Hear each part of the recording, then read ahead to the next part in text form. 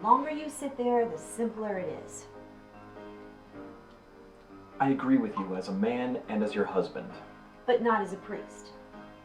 As a priest, I have to represent the church, not what I feel. So you have to slice yourself up like a pie to agree or disagree. The crust is crumbling, dear. The church as an institution has survived centuries of priests making bad choices. In the face of human frailty, it can't just go along. One man's error cannot be held against the entire church.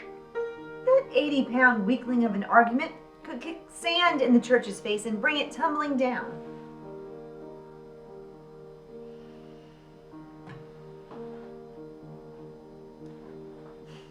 Let's look at this a different way. What if the church disavowed one of your children for something they did? Which of the two would you stand behind? It's not something we have to worry about yet. But we will someday. With God's help, I hope so, yes. But isn't it a little late to consider that? That's not an answer. There would be no conflict. So the church would be okay with however you decided to deal with your children? No, I would have to go along with church teaching. Doesn't matter what I think or feel. I would have to rely on the church to help me make a moral decision. Moral for whom? Come on, Catherine, you know the answer to that. Morality is absolute. I couldn't be a priest and not believe that. I mean, I have to be a good priest in order to be a good husband and father. Even if it seems harsh sometimes to put my ministry above everything else. And you think that's humane? No. That's faith. That's raw faith, stripped of selfishness. Oh, it's so raw, it bleeds. Stalin should have been the Pope. Catherine. Duh, comrade. Why must we torture ourselves over things that may never even occur? Because we may be forced into this gulag sooner than you think.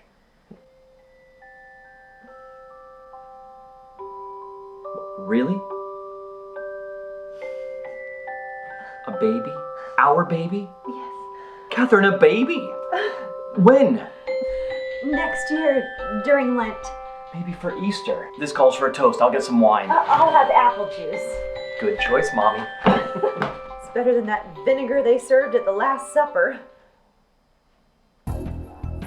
So this has been confirmed. Oh, blast her anyway. What do you think I'm gonna do, Father Ward? I'm gonna put an end to it immediately. This woman is not going to bring about the collapse of anything. The church is much stronger than that. For Pete's sakes. Get Halligan on it. What?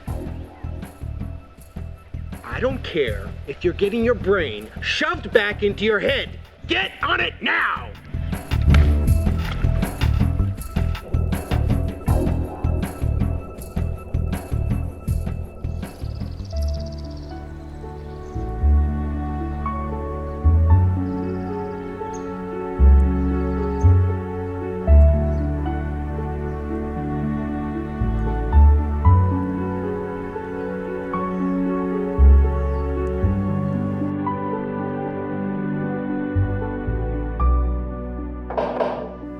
Yes? Is this Father Albert Gorman? Who wants to know? Albert, this is Esteban Claudio, Father Esteban, pastor at Our Lady Perpetual Help. Esteban, sure. What can I do for you? May I come in? Sure. Just a minute. Marriage becomes you. Oh, you've heard? The fame that follows pioneering. You know, can't hide a beacon on a hill and all that. Please, come in.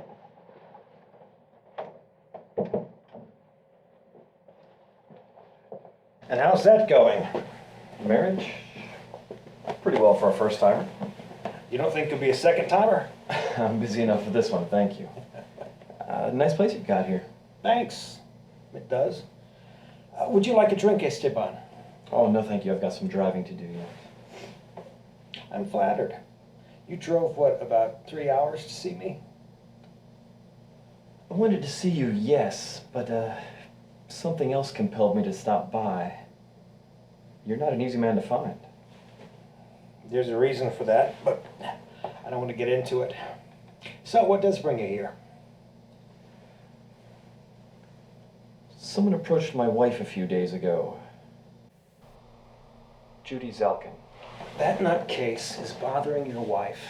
Oh, no, not really. I can't say that she's crazy. She just seems like an unhappy person. She brought that upon herself. I don't understand.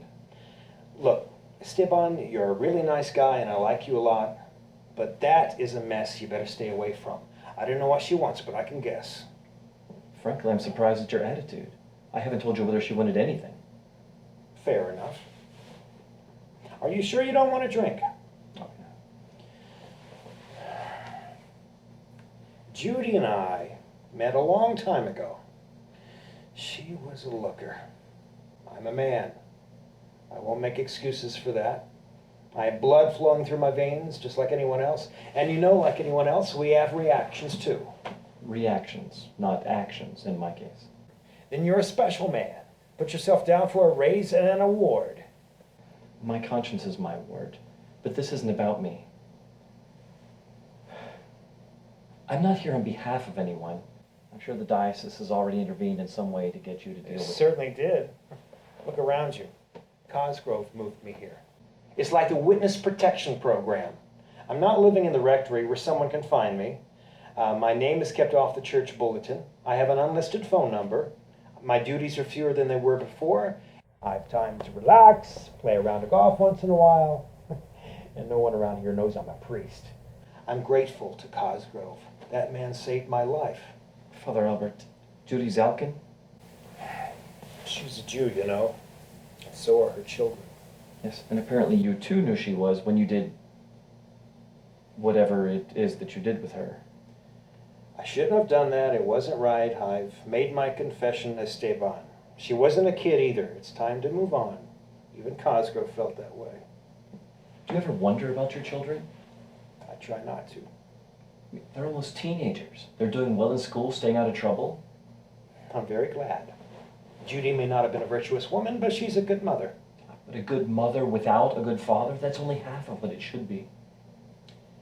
What's the real purpose of your presence here, Esteban? Does she want money? She didn't ask for any. Then what's the problem? I wanted to come here. I wanted to come here and ask you to go by and see those boys. Show them that you care for them. I know it's not my place. I'm here on my own as part of my ministry. The chancery has nothing to do with this. You don't have to tell me that. Of course it doesn't. You don't seem to understand this matter at all. Look, if the diocese took me out of there, do you think it would want me to undo all its trouble by going back and showing my face? It would start the whole thing all over again. No, those boys are better off without me around. No, you're better off. Fine, me too. But if the chancery found out you're meddling in this, ooh boy, they wouldn't like it a bit. I think Bishop Cosgrove would understand. I mean... Oh, Cosgrove would understand all right. You're the one who needs to get with the program. The diocese doesn't give a rat's behind about Judy Zalkin and her mongrel kids. The chancery doesn't want another scandal, period. Now, they helped me out of it. Maybe they don't like me for it, but they're not about to screw me over by acknowledging something that in the end is going to put a bad face on the church. I'm happy where I am. Let sleeping dogs lie, Esteban. Someday you may need the diocese to help you too. Yes, you too. What? You're not human? Oh, you may screw up. And you'll want the power of the church behind you all the way. When you join the Catholic priesthood, you're pledging the biggest frat house in the world, Alpha and Omega. Now, I've confessed my sin and done my penance. Why should I be any different from all those other people I forgive in the confessional? People whose sins are 20 times worse than mine. If I were you, I'd leave this alone. You're a really nice guy.